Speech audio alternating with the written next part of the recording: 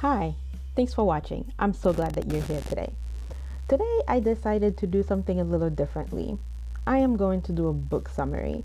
And the book that I've chosen for this summary is The Simple Path to Wealth. The Simple Path to Wealth is a book written by J.L. Collins, who is a blogger and author. He wanted to give financial advice to his daughter, and he ended up writing an entire book about it. The most recent version of the book has a foreword by Mr. Money Mustache, and Mr. Money Mustache is credited as the OG and the Mac Daddy and the godfather of the FIRE movement. He's not the first person to fire, he's not the person who invented fire, but he is the person who popularized it through his blog, a really funny blog that he has, and really put it out there for the masses to make people realize that this was in fact attainable. In this book summary, my goal is to go over some of the key points made in the book and to give you a really good idea of where a lot of these financial independence principles come from. But first, here's a little bit about me. Hi, welcome to my channel. Thank you for watching. Here's a little bit about me. My household consists of myself, my husband, and my toddler. My mom also lives with us, but she's not included in our finances. We live in a high cost of living city in the Northeast. My husband and I both went to graduate school, but fortunately, we no longer have student loan debt. I work in banking and he works in aviation. I take care of the family's finances, and I love my role as the self-appointed CFO. I love to talk about all things money, whether it's investing, saving, or making money. I look forward to sharing a wealth building journey with you. I look forward to getting to know you, and I hope you enjoyed this video. One of the things that we need to remember is that money is powerful. Money is needed to navigate the world that we live in, particularly since we have built a capitalist society. However, don't forget that money is only a tool and you have to learn to master it. And if you don't master it, it will master you. Investing is simple. Sure, there are some complex investments out there, but really they only exist to benefit the people who create them, because the people who create them charge us exorbitant fees for us to participate. Be mindful of your circle. It is really important to avoid fiscally irresponsible people, particularly when you choose a life partner. Nothing will drag you down faster than people in your circle who demonstrate bad habits, who discourage you from pursuing your financial goals, and really the pinnacle of it all is a terrible partner who wastes money and is not on the same page as you. Live below your means. It is important for you to spend much less than you earn, and if you truly want financial independence, you are going to use the difference and invest it. Your savings rate matters.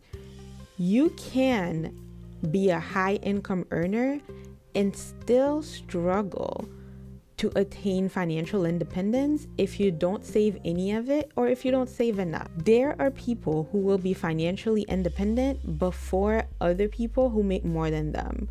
Why is that? Because they have a much higher savings rate. It's not about what you make, but about what you keep. Ideally, you're going to aim for a 50% savings rate. You cannot time the market. No one is able to predict market performance. Some people will get lucky, either because if they say the same thing over and over again, statistically they are bound to be right at least once, but that is not indicative of how well they are able to predict long-term market performance. Money buys more than just things. Financial independence is about the freedom to have options. It's not about buying stuff. It's about having choices. Debt is slavery. It is wise to avoid debt, and it is important that you do not live paycheck to paycheck. If you live paycheck to paycheck, You will not be able to save, you will not be able to invest, and you are bound to work in order to continue meeting your needs. Think differently. There's more to spending than just the price of a purchase. You have to look at the opportunity cost. If you buy a bigger car, if you buy a bigger house, that is more time that you have to spend working in order to pay for these things. Learn to reframe your thinking and how you approach money and spending. Stock market crashes are normal. Learn to ride them out.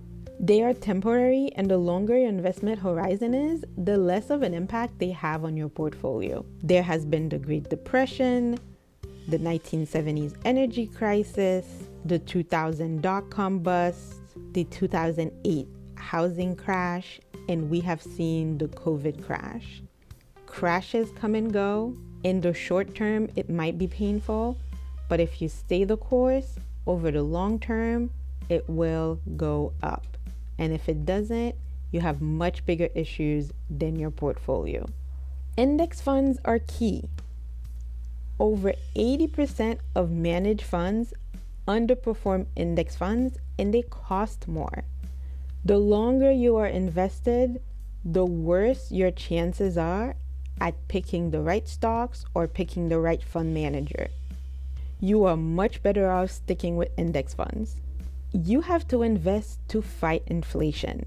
Stocks are a great inflation hedge. If you're concerned about inflation, don't let your purchasing power be eroded. Put your money in the market and invest to fight inflation.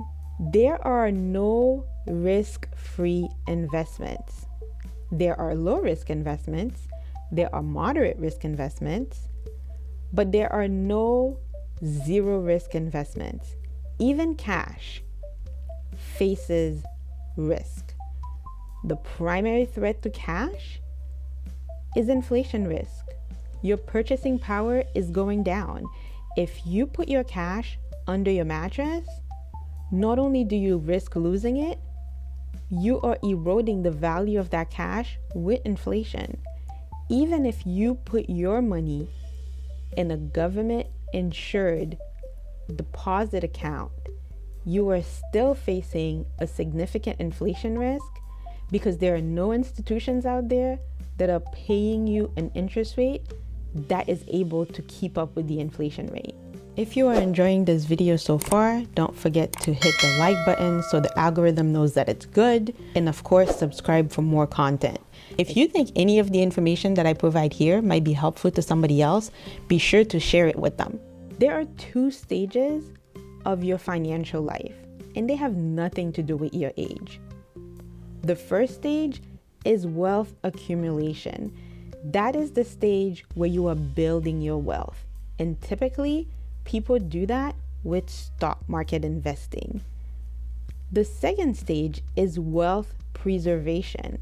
That is the stage where you are living off your money and your goal is to protect as much of it as possible. The way that people do that is to increase their allocations of bonds and cash.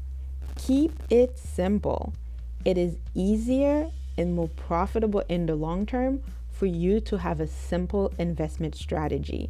As we said, complex investments are costly, and those high expense ratios, they eat away at your returns. And that doesn't even include the potential for losing money because of bad timing. Build a simple portfolio. Build a simple portfolio. Like a lot of people in the personal finance community, J.L. Collins is a big proponent of the 3-fund portfolio. It takes the guesswork out of investing and it minimizes risk by offering adequate asset allocation that is based on your risk tolerance, as well as offering appropriate diversification. Some of the assets that you can hold in a very simple portfolio: a U.S. stock market index fund, an international stock market index fund, and a bond index fund. Have an emergency fund. It is very important for you to have enough cash for emergencies. Not only will that keep you out of debt because you will not be resorting to credit to meet your needs in the event of an emergency, but it also keeps you from panicking and selling your stocks at a loss in the event of a market crash. Having that cash is a security blanket that puts you in a position where you do not have to rely on credit and you do not have to sell when stocks are down. Know your risk tolerance. Your risk tolerance is going to determine your asset allocation. Of course, there are several fund managers who do offer target date funds. However, you don't have the same tolerance as every other 30-year-old that is in the country. Your best bet is to know what your own risk tolerance is so you can build a portfolio with an asset allocation that matches that risk tolerance.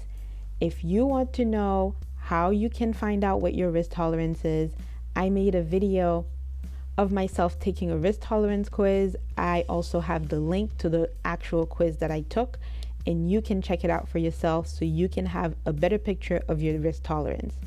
Plan ahead. It is important for you to change your asset allocation 5, ideally up to 10 years from retirement.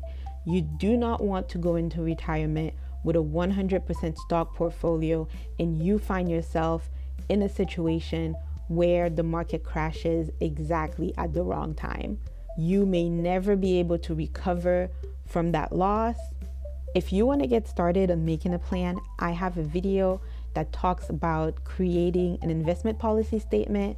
And an investment policy statement is a really great foundation for having a long-term investment plan. It outlines your goals and your strategies, and that's going to put you in a position where you have everything you need that is documented right in front of you, including the milestones that you hope to reach.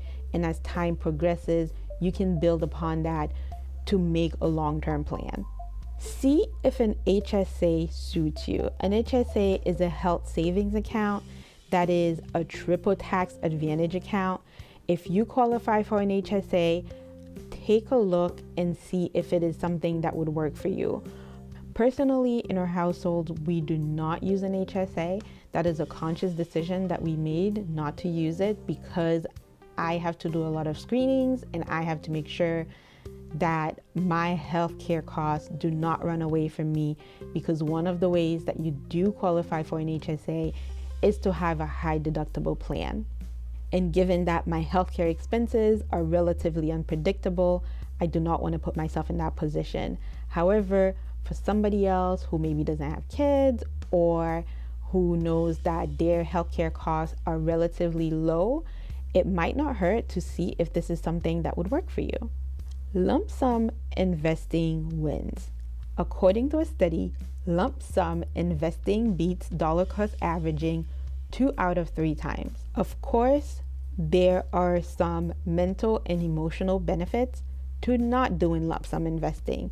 However, if you are looking at the hard facts, lump sum investing has the better outcome. The results show that when you invest the lump sum all at once, there's a benefit of approximately 3%.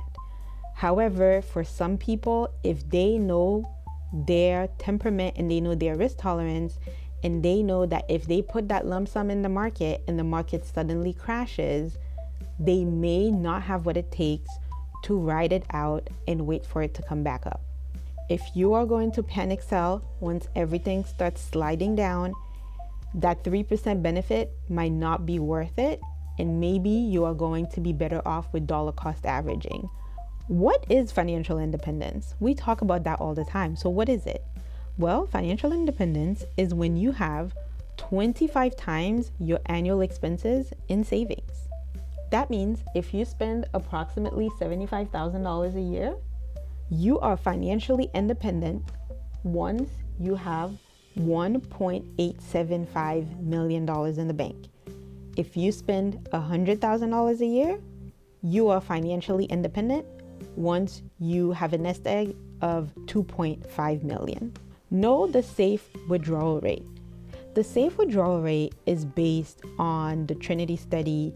You'll hear that being quoted a lot. The Trinity study is a study done by a finance professor at Trinity College, and they found that In general, if you withdraw approximately 4% of your portfolio, it is going to last you a long time. You are most likely going to have 30 plus years of living off of that nest egg. However, the range really is between 3 to 7% depending on how you adjust for your own spending and adjust for inflation. But the general rule on average is approximately 4%. Evidently, I didn't cover everything that's in the book, just some key points that I thought were important. So I'd like to hear from you. Have you read the book? If you have, what other key points did I leave out that you think are important for people to know? If you have not read the book, have you heard of it? And if you have heard of it, do you plan on reading it? Let me know in the comment section below. I would like to continue sharing my thoughts on all things money with you. So I would appreciate it if you could help out the channel by liking this video and sharing it with anyone you think might benefit from it. If you want to see more content, be sure to subscribe and hit that notification bell so you can know when new videos come out. I'll see you in the next one.